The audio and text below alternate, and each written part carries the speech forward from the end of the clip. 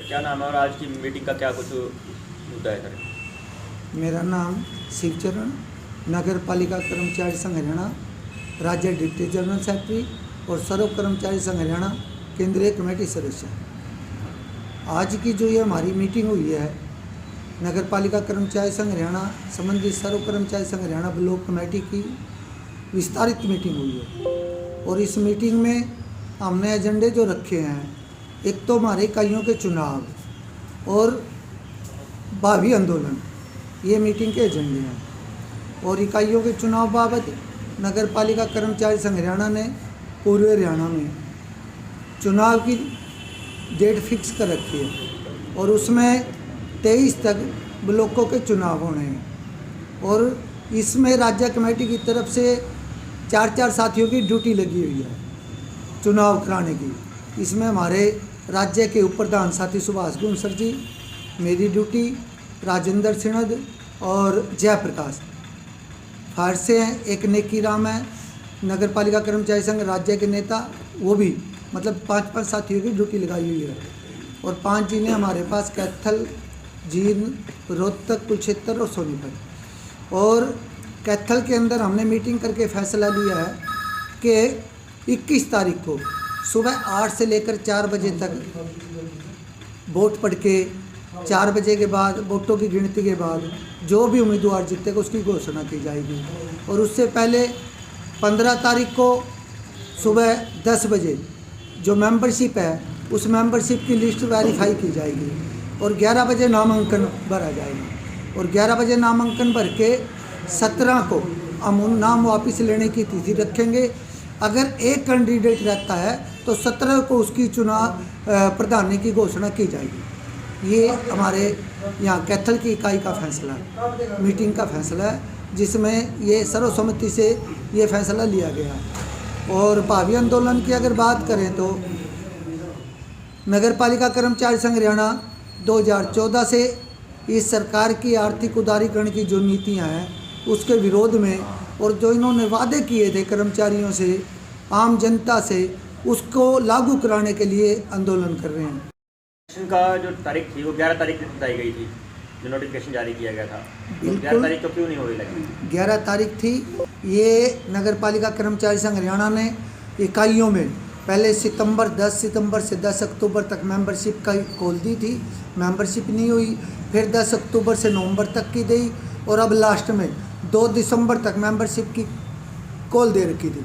जब मेंबरशिप नहीं पूरी हुई तो कैसे इकाई, तो इसलिए हमने आज भी अभी भी कुछ मेंबरशिप हमारी रह रही है और 15 तक का टाइम दिया। जिसकी 15 तक मेंबरशिप होगी वो जो वोट मेंबर होगा हमारा वो प्रधान बन भी सकता है और प्रधान चुन भी सकता है। तो इसलिए ये लेट का कारण इसके अंदर नगर पालिका जो कर्मचारी हैं वही मेंबर बन सकते हैं या फिर अन्य विभागों के भी मेंबर? नहीं, सब विभागों की अलग अलग संगठन है। सिर्फ नगर पालिका कर्मचारी फायर के दफ्तर के ये हमारी कर्मचारी, फायर का डिपार्टमेंट अलग नहीं है सर? नहीं, फायर विभाग का कोई डिपार्टमेंट अलग नहीं है। सिर्फ फायर ब्रिगेड का मंत्री एक है, विभाग एक है, डायरेक्टर अलग कर दिया।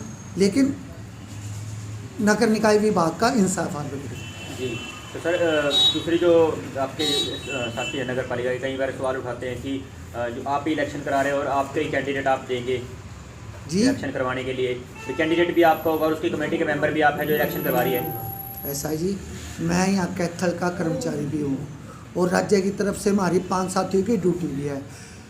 वो तो बोल दिया मैं, अब 15 लगे मेंबरशिप पूरी करके 15 को नामांकन भरेंगे। जिसको जो हमारा मेंबर होगा वो आ जाए, जी कोई भी है वो। तो क्या जो साथी प्रदर्शन कर रहे थे क्या वो मेंबरशिप ले सकते हैं? ऐसा है जी, वो जो परसों की ज्वार पार्क की घटना है, पीछे हमारा 28 पहले तो 2 दिन की जुलाई में भूख हड़ताल थी और 27 तारीख को पूरे हरियाणा में नगर पालिका ने कर्मचारियों के मांग मुद्दे पर सामूहिक अवकाश लेकर के भूख हड़ताल की थी।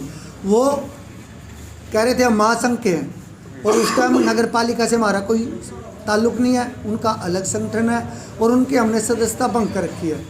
उनके आगे भी हमने ये रखा है भाई, अगर आप नगर पालिका के जब हिंसा ही नहीं हो आपको मेंबर कैसे बनाए? अलग संगठन है महासंघ, आप उसमें चले गए।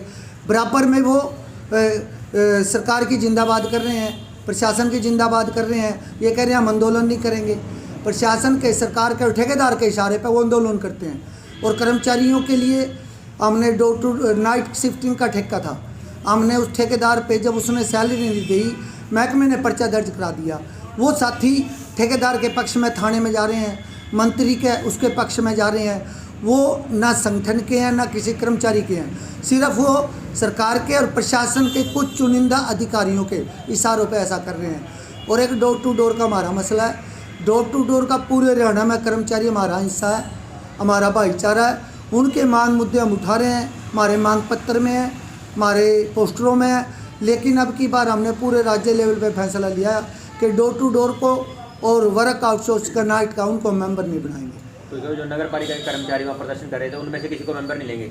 वो जो डोर टू डोर के उनका वो हमारे हिस्सा है, उनकी मांग मुद्दे हम उठा रहे हैं। हमारे पोस्टरों में है, हमारे क्या नाम लिख रहे हैं, फ्लैक्सों में है, हमारे मांग पत्र में उनकी मांग है।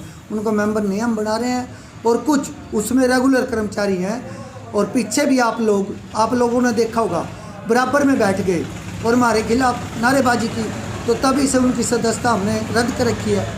आज वो सिर्फ प्रधानी के चक्कर में भाई हमने प्रधान बनना है, और वो जो सरकार की फूट पाने की नीति है उसका शिकार है। जी, तो फिर भविष्य में देखा जाएगा कि वो जो है नगर पालिका कर्मचारी संघ के सदस्य नहीं रहेंगे या फिर मेंबर नहीं बनेंगे? वो जब हमारे मेंबर ही नहीं है जी, उनकी मेंबरशिप रद्द कर रखी हम लोग। क्या उनका संगठन अलग है? अलग बना ही रखा उन्होंने, महासंघ में महासंघ के पदाधिकारी हैं वो।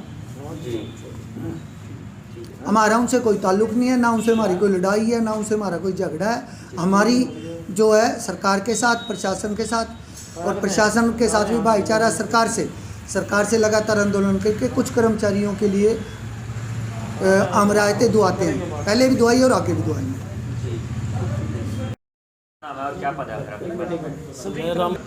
मैं रामपाल शर्मा, जिला शीर्ष सर्व कर्मचारी संघ हरियाणा। जी सर, क्या कुछ फैसला लिया गया है और क्या कुछ आगे रणनीति तैयार रहेगी सर इलेक्शन को लेकर? हमारे से संबंधित नगर पालिका सर्व कर्मचारी संघ हरियाणा है। और एक बात तो मैं आपको बता दूं कि कई फेडरेशन हैं हरियाणा स्टेट में भी, ऑल इंडिया पर भी। यहाँ पर भी अगर फेडरेशनों की बात करें, सर्व कर्मचारी संघ हरियाणा है, उनसे संबंधित काफ़ी संगठन हैं। महासंघ हरियाणा महासंघ है, कर्मचारी महासंघ है, BMS है, संयुक्त कर्मचारी संघ मंच है, और बहुत से विभागीय संगठन इनसे जुड़े हुए हैं। ज़्यादातर संख्या में कर्मचारी सर्व कर्मचारी संघ हरियाणा की यूनियनों के साथ विभागों में जुड़े हुए हैं। और नगर पालिका में जो हमारा संगठन है, नगर पालिका कर्मचारी संघ हरियाणा है, और 32,000 कर्मचारियों में से लगभग 28,000 कर्मचारी इस संगठन की छतरी के नीचे हैं। सबसे बड़ा संगठन है, और दूसरा कोई संगठन अस्तित्व में लगभग नहीं है। और यहाँ पर जो कैथल में बात है, कुछ साथियों ने पीछे महासंघ के नाम से अलग यूनियन बनाई। नगर पालिका में बना सकते हैं, हम किसी को मना नहीं कर सकते, ये राइट है संवैधानिक सभी का लोकतंत्र में। परंतु अगर दूसरी यूनियन में जाएगा, BMS की यूनियन में जाएगा, महासंघ की में जाएगा, संयुक्त कर्मचारी मंच की में जाएगा, तो यहाँ मेंबर नहीं रहेगा, ऑटोमेटिक उसकी सदस्यता रद्द हो जाएगी। और अब भी जहाँ तक मेंबरशिप की बात है, अगर किसी दूसरे संगठन में कर्मचारी चला जाता है कि प्रावधान है, वहाँ से वो रिजाइन करे, पहले तो अखबार के मीडिया के माध्यम से रिजाइन करे, और अगर यहाँ पर काम करना चाहता है अनुशासित ढंग से, तो उसको मेंबर आगे बढ़ाया जाएगा।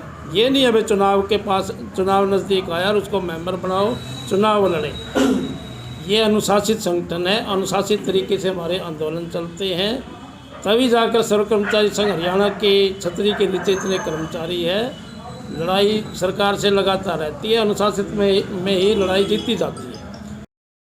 मेरा नाम सुभाष गुस्सर, नगर पालिका कर्मचारी संघ राज्य उप प्रधान, जो कि यहाँ की हमने आज की मीटिंग की है। मीटिंग में ये फैसला हुआ है कि 15 तारीख को हम मेंबरशिप और पर्चा दाखिल किया जाएगा, और 17 तारीख को ये जो पदाधिकारी है, जो उम्मीदवार अपना पर्चा ले भी सकते हैं, उम्मीदवार 2 हैं तो ठीक है, नहीं तो एक तो अपना सर्वसम्मति से प्रधान चुना जाएगा। निष्पक्ष जो आपका जितना भी चुनाव हो निष्पक्ष हो, उसके लिए क्या कुछ तैयारी की गई है? हमारी तैयारी ये है कि हम सर्वसम्मति से ही चुनाव करवाने की उम्मीद रखेंगे।